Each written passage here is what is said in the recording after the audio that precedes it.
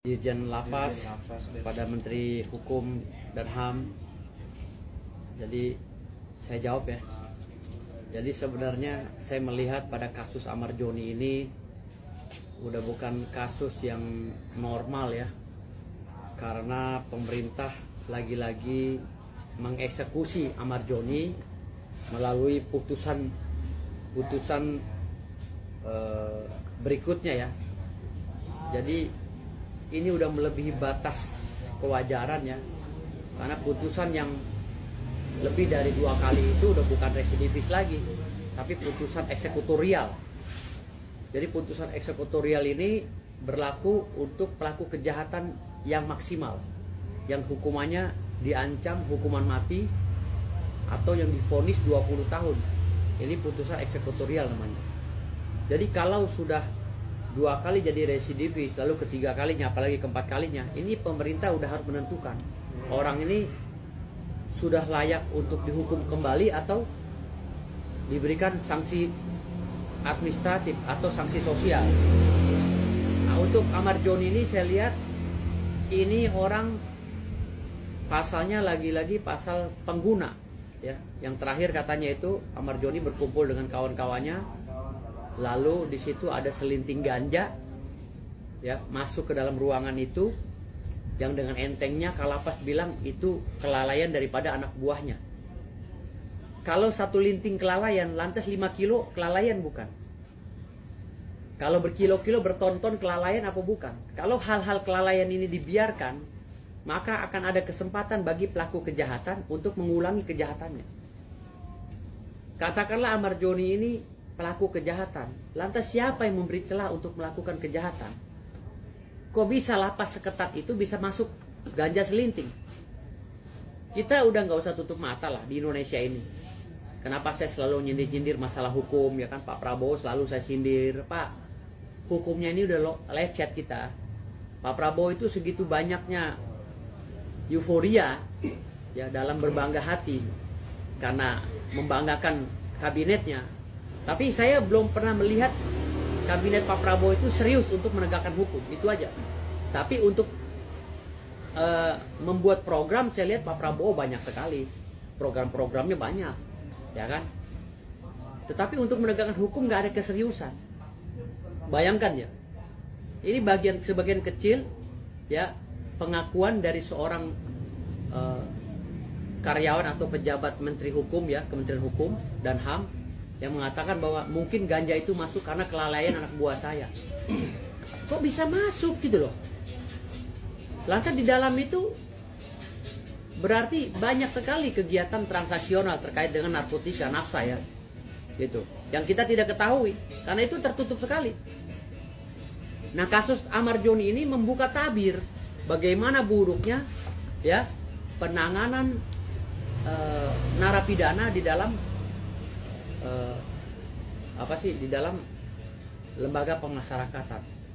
Nah, buruknya ini harus diperbaiki, bukan kita menyalahkan anak bangsa ya seperti Amar Joni yang menggunakan nafsa itu tadi ya. Lalu kita hukum, itu bukan solusi, tapi perbaiki mekanismenya. Gitu. Makanya saya bilang tadi di sini, kalau sudah berkali-kali Amar Joni ini disidang lagi, diputus lagi, disidang lagi, diputus lagi, negara ini jolim. Negara telah melakukan kriminalisasi terhadap anak bangsa.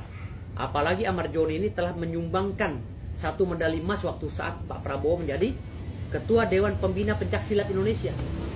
Ini jasanya Amar Joni mengharumkan bangsa juga harus dilihat di sini. Jangan melulu dilihat dari kegiatan dia saat ini, karena dia mungkin frustasi, istrinya udah dinikah lagi sama orang ya kan, anak-anaknya udah tercerai-berai gitu loh, rumah tangganya udah nggak diselamatkan, dia akhirnya frustasi, lari lagi ke narkoba. Andaikan saja lapas itu tidak memberi ruang untuk peredaran narkotika ya, mungkin Amar Joni lain juga tidak akan terpengaruh gitu loh. Pasti mereka akan nggak secara sistem, kalau barangnya nggak ada juga mereka nggak akan jadi pengguna. Tapi hari ini saya bukan berkapasitas sebagai pengacaranya Amar Joni, tapi saya ya Ketua Umum Satgas Anti Narkoba Nasional ya, dan pemilik panti rehabilitas narkoba Yayasan Mutiara Tawon Firdaus. Ini penting bagi saya untuk bersuara. Saya akan mengajukan surat ke BNN untuk menurunkan tim ya analis narkotika NAPSA. Setelah itu apakah layak ini di asesmen, keluarkan surat asesmen, dan apakah layak Ahmad Joni ini yang sudah divonis 3 atau 4 kali direhab. Karena kalau vonis sudah 4 kali apalagi dilarikan Nusa Kambangan, itu ancaman hukumannya harus berat.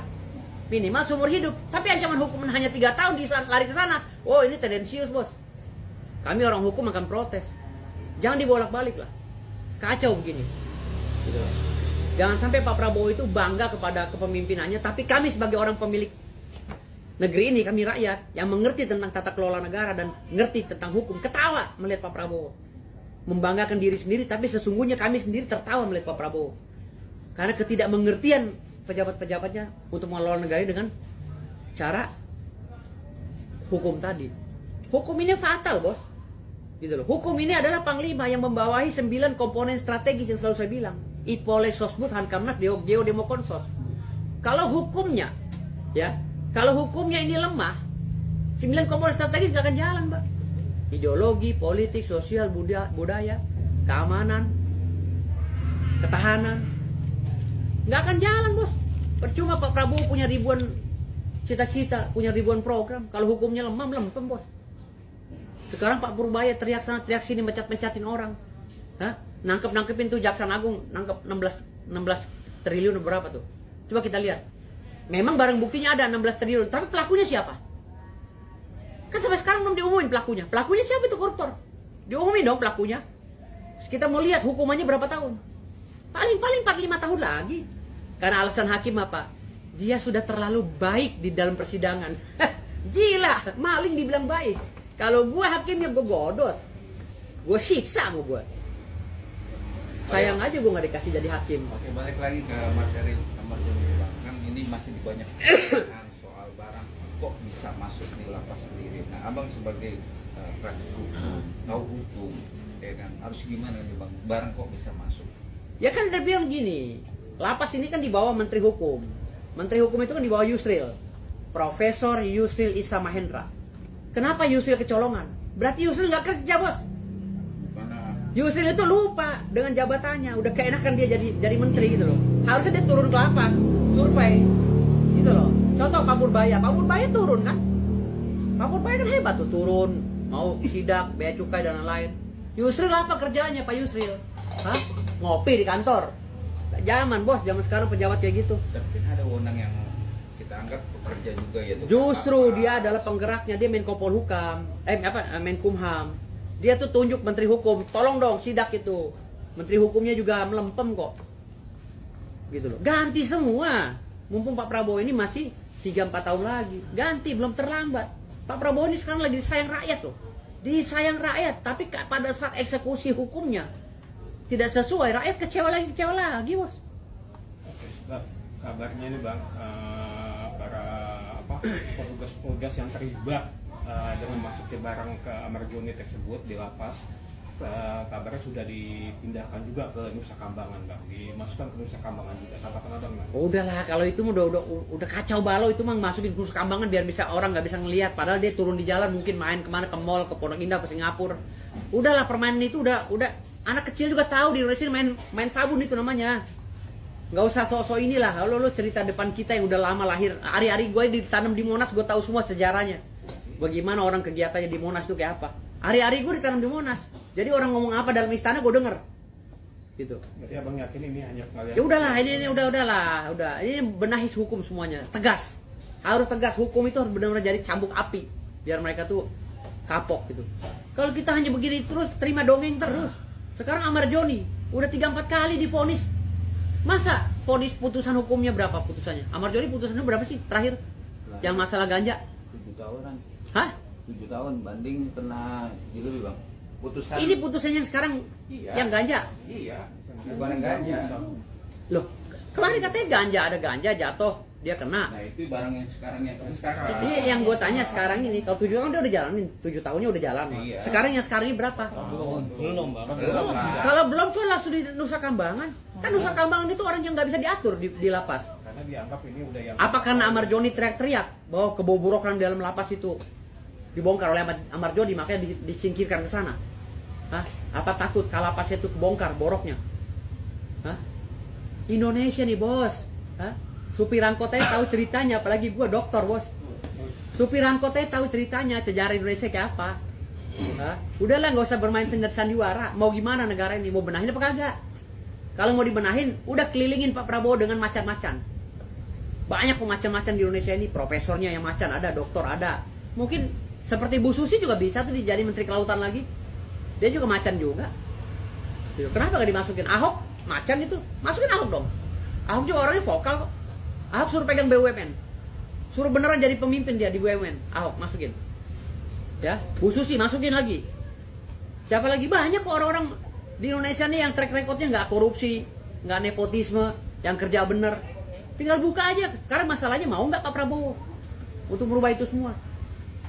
Gitu.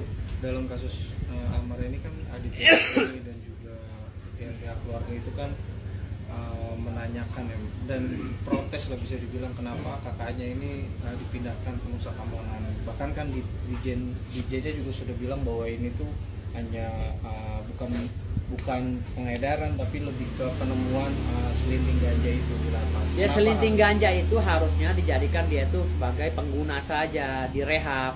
Jangan lebay lah itu pemimpin lapasnya juga tuh. Pemimpin apa sih yang ngomong itu? Pejabatnya, dirjen apa-apa tuh. Enggak usah lebay lah, orang ngapa-ngapain emang takut kebongkar gitu sama Amar Joni dibongkar. Amar Joni diintervensi dulu di sana. Ditakut-takutin ya kan, awas lu kalau bongkar lu mati gitu. Jangan begitulah, aduh. Minum dulu lah teh nih, aduh. Bang, ini kan dalam kasusnya Amar ini kan ada juga salah satu pendakwa yaitu Ustadz Deli itu meminta bantuan hukum ke tim Hotman 911 gitu agar menyoroti kasusnya Amar gitu bang. Mungkin gimana bang? Ya mungkin itu bagian daripada niatan beliau sebagai sesama anak bangsa lah ya. Itu sih kita nggak usah nggak usah dibicarakan lagi, nggak usah. Kalau Hotmannya nggak mau ya udah jangan dipaksa. Mungkin Hotman lagi sibuk di Bali sama sekretaris ya kan, biarkan aja. Sekarang gua kan mau nih ngurusin melalui Satgas Anti Narkoba Nasional yang gua pimpin. Ini aja kita coba surati agar Amar Joni dikembalikan lagi, nanti direhab di panti rehabilitas kita. Saya akan koordinasi dengan BNN, akan menghubungi Komjen Syudi ya, kepala BNN. Nanti hari Senin depan saya akan datang ke BNN, majukan surat agar dikeluarkan asesmen. Tapi tim analis dibentuk dulu gitu. Itu aja sih. Tapi udah ada diskusi dengan kuasa hukumnya Amar belum bang? Nggak ada, saya nggak ada. Kan saya nggak tahu kuasa hukumnya Amar siapa, kan buta orang di sono, dibawa ke Nusa Kambangan siapa, jin aja kagak ada akses sono apalagi manusia. Tempatnya dikelilingin ular naga apa segala itu. Ular anaconda, ya kan, buaya, hiu.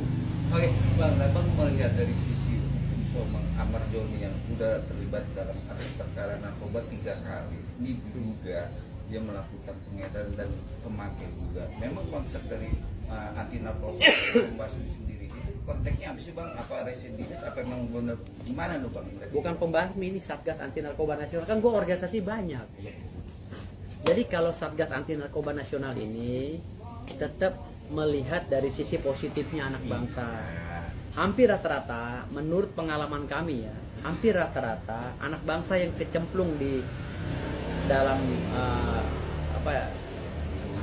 lingkungan narkoba ini, hampir rata-rata mereka yang hopeless. Satu karena ekonomi, karena cinta.